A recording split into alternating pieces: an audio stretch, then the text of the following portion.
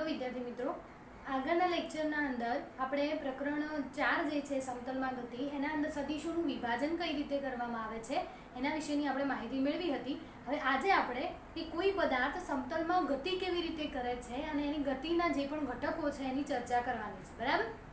તો આજે આપણે સમતલમાં ગતિની વાત કરવાની છે કે કોઈ પણ પદાર્થ એ સમતલમાં ગતિ કઈ રીતે કરશે। તો એના માટે આપણને ખબર છે કે જ્યારે કોઈ પણ વસ્તુની ગતિની ચર્ચા કરવી હોય ત્યારે આપણે એના સ્થાન, સ્થાનાંતર, વેગ અને પ્રવેગ આ બધાને વ્યાખ્યાયિત કરવા પડે, બરાબર। તો ચલો આપણે પહેલે શરૂઆતથી સ્થાનથી શરૂઆત કરીએ, બરાબર। તો અહીંયા તમને x y એક યામ પદ્ધતિ આપેલી છે અને યામ પદ્ધતિના અંદર તમને એક r સ્થાન સદિશ આપેલો છે, બરાબર। આપણે એને પહેલા સ્થાન સદિશ અને સ્થાનાંતર સદિશની વાત કરેલી છે, બરાબર। તો આપણે અહીંયા તમને એક xy યામાક્ષ પદ્ધતિ આપેલી છે અને એના અંદર આપણે સદિશ r લીધેલો છે અને એ સદિશ r જે છે એને આપણે આ રીતે OP વડે દર્શાવેલો છે, બરાબર। હવે આગળના લેક્ચરના અંદર આપણે જોયું હતું કે સદિશોનું વિભાજન કઈ રીતે કરવામાં આવે છે। તો અહીંયા સ્થાન સદિશને આપણે બે સદિશોના અંદર વિભાજન કરેલું છે, એક x i કેપ અને બીજું છે y j કેપ। તો આપણે એ સ્થાનાંતર સદિશ સ્થાન સદિશ r ને x i કેપ વત્તા y j કેપ વડે વ્યાખ્યાયિત કરી શકીએ છીએ, બરાબર। તો આ પહેલું આપણે થઈ ગયો સ્થાન સદિશ r બરાબર x i cap plus y j cap, બરાબર। હવે એનાથી આગળ આપણે સ્થાનાંતરની ચર્ચા કરીએ તો તમને ખ્યાલ હશે કે સ્થાનાંતર આપણે કોને કહેતા હતા? અંતિમ સ્થાન માઇનસ પ્રારંભિક સ્થાન, બરાબર। તો અહીંયા આપણે કોઈ એક પદાર્થની ગતિની વાત કરી લઈએ તો અહીંયા એક પદાર્થ છે એ આ રીતે ગતિ કરી રહ્યો છે, બરાબર। xy યામાક્ષ પદ્ધતિના અંદર એક પદાર્થ આ રીતે ગતિ કરી રહ્યો છે, t સમયે એનું સ્થાન p આગળ અને t' સમયે એનું સ્થાન એ p' આગળ છે, બરાબર। તો અહીંયા આપણે બંનેના સ્થાન સદિશો દોરી લઈએ। p બિંદુ છે એનો સ્થાન સદિશ કયો છે? r, બરાબર। p' બિંદુ છે એનો સ્થાન સદિશ કયો દોરીએ આપણે? r', બરાબર। તો સ્થાન સદિશ આપણે ડેલ્ટા r છે સ્થાનાંતર સદિશ એને આપણે કઈ રીતે વ્યાખ્યાયિત કરી શકીએ? અંતિમ સ્થાન માઇનસ પ્રારંભિક સ્થાન, એટલે અંતિમ સ્થાનનું સ્થાન સદિશ r' માઇનસ પ્રારંભિક સ્થાનનું સ્થાન સદિશ r, એટલે આપણે અહીંયા r' માઇનસ r વડે સ્થાનાંતર સદિશને વ્યાખ્યાયિત કરીશું, બરાબર। હવે આપણને r ની કિંમત તો અહીંયા મળી ગઈ, x i cap plus y j cap. તો અહીંયા એવી જ રીતે r' સ્થાન સદિશ છે એના માટે શું લખી શકીએ? x' i કેપ વત્તા y' j કેપ, બરાબર। તો અહીંયા આપણે સ્થાનાંતર સદિશ છે ડેલ્ટા r છે અને આપણે બે રીતે r' ની કિંમત મૂકીએ માઇનસ r ની કિંમત મૂકીએ। r' ની કિંમત શું થશે? x' i cap plus y' j cap. એવી જ રીતે r સ્થાન સદિશ છે એની શું થશે? x i કેપ વત્તા y j કેપ, બરાબર। હવે આપણને આગળ મેં કર્યું હતું એ પ્રમાણે આપણે જ્યારે સદિશોનો સરવાળાની બેઝિક રીત કરી હતી એના અંદર શું કરતા હતા? i વાળા પદો જોડે લાવતા હતા, j વાળા પદો જોડે લાવતા હતા। તો એવી જ રીતે અહીંયા જે i વાળા બંને પદો છે એ i વાળા પદોને બંનેને આપણે જોડે લાવી દીધા। તો શું છે? x' minus x। તો અહીંયા i કેપ એને શું કરી દીધો? આપણે સામાન્ય કરી દીધો। તો જુઓ x' minus x i cap plus હવે જે વાળા પદો જોડે લઈએ તો અહીંયા શું થશે? y' minus y। તો અહીંયા પ્લસ y' માઇનસ y। તો જે વાળા પદો આપણે અલગ કરી દીધા, બરાબર। હવે અહીંયા x' માઇનસ x છે તો x' માઇનસ x એટલે શું થશે? ડેલ્ટા x, બરાબર। કારણ કે બંનેનો શું છે? તફાવત છે, તો આપણે એને શું લખીએ? Delta x। અને એવી જ રીતે અહીંયા શું છે? y' માઇનસ y, તો એના બરાબર આપણે શું લખ્યું? ડેલ્ટા y, બરાબર। તો આપણને આ મળી ગયો, એ શું મળે છે? આપણો સ્થાનાંતર સદિશ। સ્થાનાંતર કેટલું મળ્યું? ડેલ્ટા r બરાબર ડેલ્ટા x i કેપ વત્તા ડેલ્ટા y j કેપ, બરાબર। ખ્યાલ આવ્યો? આ આપણો સ્થાન સદિશ ઉપરથી આપણે અંતિમ સ્થાન માઇનસ પ્રારંભિક સ્થાન કરી અને આપણે સ્થાનાંતર સદિશ વ્યાખ્યાયિત કર્યો, બંનેની કિંમતો મૂકી, i વાળા પદો, j વાળા પદો અને x' માઇનસ x ની જગ્યાએ ડેલ્ટા x અને y' માઇનસ y ની જગ્યાએ આપણે ડેલ્ટા y, બરાબર। તો આપણને અહીંયા સ્થાનાંતર સદિશ મળી ગયો। હવે એનાથી પણ આપણે આગળ જઈએ અને વેગની વ્યાખ્યાયિત કરીએ। તો તમને વેગનું વ્યાખ્યા યાદ હોય તો કે આપેલ જે સ્થાનાંતર આપેલું છે એ સ્થાનાંતર માટેના જે લાગતા સમયગાળાના બંનેના ગુણોત્તરને આપણે વેગ વડે દર્શાવીએ છીએ, બરાબર। કે સ્થાનાંતર ભાગ્યા એ દરમિયાન લાગતો સમયગાળો, બંનેનો આપણે ગુણોત્તર કરીએ તો આપણને શું મળશે? વેગ. કયો વેગ મળશે? સરેરાશ વેગ. બરાબર. તો અહીંયા આપણે સરેરાશ વેગ છે ને આપણે શાના વડે દર્શાવીએ છીએ? v બાર વડે. બરાબર. તો v બાર એટલે શું થશે? સ્થાનાંતર એટલે ડેલ્ટા r ભાગ્યા એ દરમિયાન લાગતો સમયગાળો એટલે ડેલ્ટા t. બરાબર. ડેલ્ટા r ની કિંમત આપણે અહીંયા મળી આ સૂત્રના અંદર. તો એ ડેલ્ટા r ની કિંમત અહીંયા મૂકી દો. ડેલ્ટા x i કેપ વત્તા ડેલ્ટા y j અને ભાગ્યા ડેલ્ટા t. ડેલ્ટા t ને અલગ અલગ ભાગી દો. ડેલ્ટા t ને ડેલ્ટા x વડે ભાગો અને ડેલ્ટા t ને ડેલ્ટા y વડે ભાગો. x વડે ભાગશો શું થશે? ડેલ્ટા x ભાગ્યા ડેલ્ટા t i કેપ વત્તા ડેલ્ટા y ભાગ્યા ડેલ્ટા t j કેપ. બરાબર. હવે અહીંયા ડેલ્ટા x ભાગ્યા ડેલ્ટા t છે એ તો શાનું મૂલ્ય આપે? x અક્ષની દિશામાં સરેરાશ વેગનું મૂલ્ય. એવી જ રીતે ડેલ્ટા y ભાગ્યા ડેલ્ટા t શાનું મૂલ્ય આપશે આપણને? y દિશામાં સરેરાશ વેગ આપે છે. બરાબર. તો આપણે આ શું વ્યાખ્યાયિત કર્યું? સરેરાશ વેગ. કઈ રીતે જુઓ? વેગ એટલે શું થાય? સ્થાનાંતર ભાગ્યા સમયગાળો. સ્થાનાંતરની કિંમત મૂકી દો. ડેલ્ટા x ને ડેલ્ટા t વડે ભાગો, ડેલ્ટા y ને ડેલ્ટા t વડે ભાગો તો આપણને આ પદ મળશે. હવે ડેલ્ટા x ભાગ્યા ડેલ્ટા t તો શાનું મૂલ્ય આપશે? ડેલ્ટા x એટલે એ પ્રકારનું શું છે? સ્થાનાંતર જ છે ને. તો સ્થાનાંતર ભાગ્યા સમયગાળો, પરંતુ કયો? x દિશામાં વેગ. અને ડેલ્ટા y ભાગ્યા ડેલ્ટા t એટલે y દિશામાંનો સરેરાશ વેગ મળે છે. બરાબર. તો આ થઈ ગઈ આપણે એની વેગની વાત. પરંતુ અહીંયા તમને જોશો કે આ જે વેગ છે એ વેગ કેવી રાશિ છે? સદિશ રાશિ છે. તો વેગનું આપણે સદિશ રાશિ છે એટલે એની દિશા કઈ બાજુ હશે એ આપણે જોવું પડે. બરાબર. તો વેગ જે છે એ ડેલ્ટા r ભાગ્યા ડેલ્ટા t ના પદમાં મળે છે. એટલા માટે જે ડેલ્ટા r ની જે સદિશ જે દિશામાં હશે એ જ દિશામાં આપણને સરેરાશ વેગની દિશા મળે છે. બરાબર. જે દિશામાં સ્થાનાંતર સદિશ હશે, અહીંયા સ્થાનાંતર સદિશ કઈ દિશામાં છે? આ દિશામાં. જે દિશામાં સ્થાનાંતર સદિશ હશે એ જ દિશામાં આપણને સરેરાશ વેગની દિશા મળે છે. બરાબર. તો આ થઈ ગયો સરેરાશ વેગ. હવે તમને યાદ હોય તો આપણે આગળના જે પ્રકરણ 3 હતું એના અંદર આપણે સરેરાશ વેગ સિવાય તાત્કાલિક વેગની પણ ચર્ચા કરી હતી. બરાબર.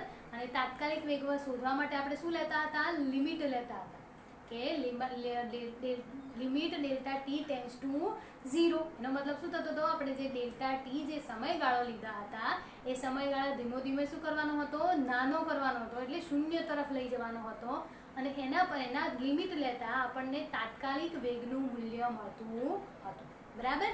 તો અહીંયા પણ આપણે સરેરાશ વેગ તો આપણે વ્યાખ્યાયિત કરી દીધો, પરંતુ આપણે તાત્કાલિક વેગને વ્યાખ્યાયિત કરવો છે. તો એટલા માટે આપણે શું કરીશું? આપણે જે ટી સમયે કોઈ કણ પી આગળ છે અને ટી ડેશ સમયે કોઈ કણ પી ડેશ આગળ છે. તો આપણે શું કરવાનું છે? અહીંયા જે સમયગાળો છે ડેલ્ટા ટી, એ ડેલ્ટા ટી સમયગાળાને ધીમે ધીમે શું કરવાનું છે? ઘટાડતા જવાનું છે, નાનો કરતા જવાનું છે. તો આકૃતિના અંદર પણ તમે ચોપડી જે છે બુકના અંદર એના અંદર પણ તમને 4 જેવી આકૃતિઓ આપેલી છે. એના અંદર તમે ધ્યાનથી પણ જોઈ શકો કે કઈ રીતે સમયગાળો ધીમે ધીમે નાનો કરેલો છે. તો ધારો કે અહીંયા ધારો કે P1 આગળ કોઈ પદાર્થ છે તો એના પછી ફરીથી આપણે એનો સમયગાળો ટૂંકો કરીએ તો અહીંયા ધારો કે P2 આગળ આવશે. ફરીથી એનો સમયગાળો ટૂંકો કરીએ તો એ આગળ ધારો કે P3 આગળ આવે છે. એમ કરીએ અને છેલ્લે એ આપણને P બિંદુ પાસે મળે છે. બરાબર. અહીંયા ધીમે ધીમે P1 આગળ છે, પછી P2 આગળ, પછી P3 આગળ. એટલે ધીમે ધીમે આપણે શું કર્યું? એનો જે સમયગાળો છે એને નાના કરતા ગયા અને એ દરમિયાન પછી અહીંયા જે આપણને વેગનું મૂલ્ય મળશે એ આપણને તાત્કાલિક વેગનું મૂલ્ય આપે છે. મેં તમને એમ કીધું કે સરેરાશ વેગની દિશા એ સ્થાનાંતર સદિશ જે દિશામાં હશે એ જ આ દિશામાં આપણને સરેરાશ વેગ મળશે. અને તાત્કાલિક વેગ એટલે તો શું થાય? કોઈ પણ ક્ષણે એટલે કોઈ આપેલી ક્ષણે એના અંદરથી મળતો વેગ. કોઈ ધારો કે 5 સેકન્ડ એનો વેગ કેટલો હશે તો એ દરમિયાન આપણને જે મળે એને તાત્કાલિક અથવા તો તાત્ક્ષણિક વેગ કહીએ છીએ. તો આપણે છેલ્લે જાતે અહીંયા P બિંદુ આગળ મળે છે. તો હવે એક જ બિંદુ હોય તો એ બિંદુ માટે આપણે સ્થાનાંતર સદિશ તો મળશે જ નહીં. તો એના માટે હવે આપણે શું કરીશું કે એની ગતિની દિશામાં ધારો કે આપણે કોઈ સ્પર્શક દોરી. બરાબર. એની ગતિની દિશામાં કોઈ સ્પર્શક દોરીએ અને એ જે સ્પર્શક છે એ તે દરમિયાન તેના તાત્કાલિક વેગની દિશા બતાવે. બરાબર. ખ્યાલ આવ્યો? જે આપણે કોઈ બિંદુ છે અને એ બિંદુ આગળ આપણે વેગની દિશા નક્કી કરવી હોય તો કઈ રીતે નક્કી કરી શકીએ? તો તે આગળ આપણે એની ગતિની દિશામાં શું દોરીએ છીએ? સ્પર્શક દોરીએ. અને એ સ્પર્શકની દિશા જે દિશામાં હશે એ અહીંયા આ બિંદુ પાસે એની વેગની દિશા આ જે સ્પર્શકની દિશામાં હશે. બરાબર. તો હવે એ પ્રમાણે આપણે તાત્કાલિક વેગ કઈ રીતે શોધી શકીએ? તો તાત્કાલિક વેગ શોધવા માટે આપણે શું લેવું પડે? Limit delta T tends to 0. બરાબર. અને ડેલ્ટા આર ભાગ્યા ડેલ્ટા. હવે આપણે લિમિટ લઈ લઈશું તો અહીંયા ડેલ્ટાની જગ્યાએ શું આવી જશે? સ્મોલ લિમિટ આવી જશે dr ભાગ્યા dt. બરાબર. લિમિટ લઈશું એટલે ડેલ્ટાની જગ્યાએ અહીંયા શું આવશે? dr ભાગ્યા dt. હવે ડેલ્ટા આર ની કિંમત આપણે ફરીથી અહીંયા મૂકી દઈએ. ડેલ્ટા આર ની કિંમત શું હતી? ડેલ્ટા એક્સ આઈ કેપ વત્તા ડેલ્ટા વાય જે કેપ. અહીંયા મૂકી દો. ડેલ્ટા એક્સ આઈ કેપ વત્તા ડેલ્ટા વાય જે કેપ. અને બંનેને ડેલ્ટા ટી વડે અલગ અલગ ભાગી દીધા. અહીંયા લિમિટ મૂકી છે. જો અહીંયા આપણે ડેલ્ટા છે અને લિમિટ મૂકી તો અહીંયા શું થઈ ગયું? ડી. બરાબર. તો અહીંયા પણ આ ડેલ્ટા છે તો આપણે લિમિટ લગાડીશું તો અહીંયા શું થઈ જશે? જુઓ પહેલા લિમિટ આ પદ વડે લગાડો તો અહીંયા ડેલ્ટા એક્સ ભાગ્યા ડેલ્ટા ટી છે એટલે શું થઈ જશે? ડીએક્સ ભાગ્યા ડીટી. બરાબર. હવે એવી જ રીતે આ પદને લિમિટ લગાડો તો શું થઈ જશે? અહીંયા ડીવાય ભાગ્યા ડીટી. બરાબર. તો અહીંયા જે મળે છે dx ભાગ્યા dt એ આપણને vx નું મૂલ્ય આપશે અને અહીંયા જે મળે છે dy ભાગ્યા dt એ આપણને vy નું મૂલ્ય આપે છે. બરાબર. તો આ સરેરાશ વેગ અને આ તાત્ક્ષણિક વેગ આપણે બંનેની દિશા પણ જોઈ લીધી. સરેરાશ વેગ છે એની સ્થાનાંતરની સદિશ જે દિશામાં હશે એ દિશામાં હશે અને જે વેગ છે તાત્કાલિક વેગ એની સ્પર્શકની દિશામાં હશે. બરાબર. હવે તમે અહીંયા vx અને vy નું મૂલ્ય જાણતા હો તો તમે v ની કિંમત એટલે વેગની કિંમત કઈ રીતે શોધી શકો? તો એના માટે આપણે આ ગઈકાલે જ આ સૂત્ર સાબિત કરેલું છે. v બરાબર વર્ગમૂળમાં vx આનો વર્ગ વત્તા આનો વર્ગ બંનેનો વર્ગનો સરવાળો કરી વર્ગમૂળ કરશો તો એ દરમિયાન આપણને વેગનું મૂલ્ય મળી જાય છે. બરાબર. એટલે એનો અર્થ શું થયો કે ધારો કે તમને કોઈ એક v સદિશ આપેલો હોય તો એ v સદિશ તમને આ રીતે લખેલો હોય તો એનું મૂલ્ય શોધવા માટે તમે શું કરીશો? i ના ગુણાકારમાં જે પદ હોય એ અને j ના ગુણાકારમાં જે પદ હોય એ બંનેનો વર્ગ કરી સરવાળો કરી વર્ગમૂળ કરશો તો તમને v ની કિંમત મળી જશે. એવી જ રીતે જો તમારે થીટા શોધવો હોય તો થીટાને અંદર આપણે tan થીટા બરાબર vx ભાગ્યા vy ભાગ્યા vx થીટાને કરતા બનાવશો તો tan આ બાજુ જશે તો શું થશે? tan ઇનવર્સ tan ની -1 ઘાત અને vy ભાગ્યા vx. બરાબર. તો આ થઈ ગયું વેગની વાત. આપણે સરેરાશ વેગ અને તાત્ક્ષણિક વેગ જોયો. હવે એના પછી આપણે પ્રવેગ વ્યાખ્યાયિત કરીએ.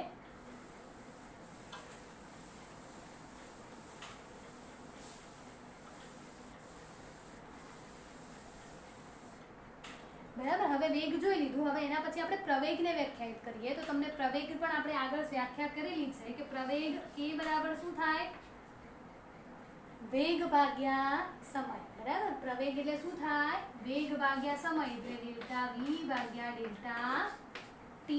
વેગનું તો શું સૂત્ર છે તમને ખબર છે? vx i કેપ આગળ જોયું આપણે નીચે લખેલું હતું વત્તા vy j કેપ. અને જુઓ અહીંયા ડેલ્ટા v લખેલું છે એટલે ડેલ્ટા v ની જગ્યાએ આપણે શું મૂક્યું? vx i કેપ વત્તા vy j કેપ. પરંતુ અહીંયા ડેલ્ટા v છે તફાવત એટલે આપણે અહીંયા શું લખીશું? ડેલ્ટા x ભાગ્યા ડેલ્ટા y. બરાબર. અને અહીંયા ભાગાકારમાં શું લખીશું? ડેલ્ટા. બરાબર. હવે અહીંયા આપણે બંનેને અલગ અલગ ભાગી દઈએ. ડેલ્ટા vx ભાગ્યા ડેલ્ટા t i કેપ વત્તા ડેલ્ટા vy ભાગ્યા ડેલ્ટા t. બરાબર. અહીંયા આપણે v ની કિંમત મૂકી છે. v ની કિંમત આપણે શું મળ્યું? vx i કેપ વત્તા vy j કેપ. પરંતુ અહીંયા ડેલ્ટા v છે એટલે આપણે અહીંયા શું લખીશું? ડેલ્ટા vx i કેપ વત્તા ડેલ્ટા vy j કેપ. બંનેને t વડે ડેલ્ટા t વડે અલગ ભાગી દીધા તો આ આપણને જે મૂલ્ય આપે છે આપણને પ્રવેગનું મૂલ્ય આપે છે x દિશામાં અને આ જે મૂલ્ય મળે છે આપણને પ્રવેગનું મૂલ્ય આવે છે y દિશામાં. બરાબર. તો આ થઈ ગયો આપણે પ્રવેગ. બરાબર. હવે આ જે પ્રવેગ છે એ પ્રવેગ ઉપરથી આપણે જેમ વેગનો તાત્કાલિક વેગ મેળવ્યો એવી રીતે આપણે તાત્કાલિક પ્રવેગ પણ મેળવી શકીએ છીએ. તો એના માટે આપણે ફરીથી લિમિટ લઈશું. l બરાબર limit delta t tends to 0 અને અહીંયા શું થશે? ડેલ્ટા v ભાગ્યા ડેલ્ટા t છે એની જગ્યાએ શું થશે? dv ભાગ્યા. બરાબર. હવે બંનેને ચલો કિંમત મૂકો પહેલા. Delta T tends to 0, delta V ની કિંમત મૂકો. અહીંયા જે છે ડેલ્ટા વીએક્સ ભાગ્યા delta T I cap, delta V Y ભાગ્યા ડેલ્ટા ટી. બરાબર, બંનેની હવે લિમિટ લાગો. ચલો લિમિટને પહેલા પદ વડે લિમિટ લખો તો ડેલ્ટાનું શું થઈ જશે? dvx ભાગ્યા dt i કેપ. એવી જ રીતે બીજા પદને લગાવો તો અહીંયા શું થશે? અને એ પણ આપણને ex, આ જે છે ex નું મૂલ્ય આપે છે, અને આ જે છે શાનું મૂલ્ય આપે છે? ay. બરાબર, તો આ જ રીતે તમે જેમ વેગને વ્યાખ્યાયિત કર્યો એવી રીતે જેમ વેગને આપણે સ્થાનાંતર ભાગ્યા સમયગાળો લીધો એવી રીતે પ્રવેગને આપણે વેગ ભાગ્યા સમયગાળો લઈ અને આપણને પ્રવેગ વ્યાખ્યાયિત કરી શકીએ છીએ. બરાબર, હવે આગળ આપણે વેગની દિશા તો નક્કી કરી કે વેગ કઈ દિશામાં હશે એની નક્કી કરી. બરાબર, દિશા કઈ બાજુ હશે, પરંતુ પ્રવેગની દિશા કઈ બાજુ હશે તો એના માટે આપણે ધારો કે એક ઉદાહરણ લઈ લઈએ. કોઈ પદાર્થ છે જે આ રીતે ગતિ કરે છે, બરાબર, અને પી બિંદુ આવશે, એનો સ્થાન સદિશ કઈ દિશામાં છે? વેગ આ દિશામાં. બરાબર, વેગ અહીંયા ધારો કે આ પી બિંદુ આગળ, ધારો કે પી ડેશ બિંદુ આગળ એનો વેગ કઈ દિશામાં છે? આ બાજુ. બરાબર, અહીંયા આને વી કહીએ અને આપણે વી ડેશ કહીએ. તો આગળ આપણે તમને યાદ હોય તો સરવાળા માટેની ત્રિકોણની રીતનો ઉપયોગ કર્યો હતો. તો અહીંયા જે બે સદિશો છે એને આપણે લખી દઈએ. એક સદિશ છે વી અને આ બીજો સદિશ છે વી ડેશ. અને આ બંનેને જોડતો જે સદિશ છે એ આપણને પ્રવેગ એની દિશા આપે છે. ખ્યાલ આવ્યો? કોઈ પદાર્થ છે આ રીતે ગતિ કરે છે, એનો પી બિંદુ આગળ જે વેગ છે આ દિશામાં છે, પી ડેશ બિંદુ આગળ એનો વેગ આ દિશામાં છે. બરાબર, એને આપણે વી ડેશ કહીએ. તો આપણને જે આ બે સદિશો મળ્યા છે એ બે સદિશોના જે ઉચ્ચ ભાગ છે ઉચ્ચ ભાગને આપણે એક જગ્યાએ ભેગા કરી દીધા. તો આપણને જે ત્રિકોણ તમને યાદ હોય તો આગળ આપણે ત્રિકોણની રીત ભણ્યા હતા. એ ત્રિકોણની રીતના અંદર આ દિશામાં જે સદિશ દોરાશે એ સદિશ છે એ આપણને પ્રવેગની દિશા આપે છે. બરાબર, ખ્યાલ આવી ગયો? તો આ થઈ ગયા આપણે વેગ અને સ્થાનાંતર સદિશ, વેગ અને પ્રવેગની વાત કરી. બરાબર, હવે આગળના પ્રકરણના અંદર આપણે વેગ અને પ્રવેગ છે એ સુરેખ પથ પર લેતા હતા. એટલે આ સુરેખ પથ ઉપર વેગ અને પ્રવેગ એકબીજાની દિશામાં અથવા તો એકબીજાની વિરુદ્ધ દિશામાં હોતા. બરાબર, પરંતુ અહીંયા આપણે સમતલના અંદર ગતિની વાત કરવાની છે. એટલે સમતલના અંદર વેગ અને પ્રવેગ એ બંને વચ્ચે 0 થી 180 ડિગ્રી વચ્ચેનો કોઈ પણ ખૂણો હોઈ શકે છે. બરાબર, બંને એકબીજાને સમાન અથવા તો બંને એકબીજાને વિરુદ્ધ હશે નહીં. 180 ડિગ્રી એટલે કેટલું થાય? અહીંયા 0, અહીંયા 90, અહીંયા 180. એટલે આ બધા વચ્ચેનો કોઈ પણ ખૂણો છે એ વેગ અને પ્રવેગની વચ્ચે હોઈ શકે. બરાબર, તો આ થઈ ગઈ આપણે સમતલના અંદર ગતિની ચર્ચા. બરાબર, એના અંદર આપણે વેગ અને પ્રવેગના સૂત્રો સાબિત કર્યા. બરાબર, ચલો આટલા સુધી આપણે રાખીએ.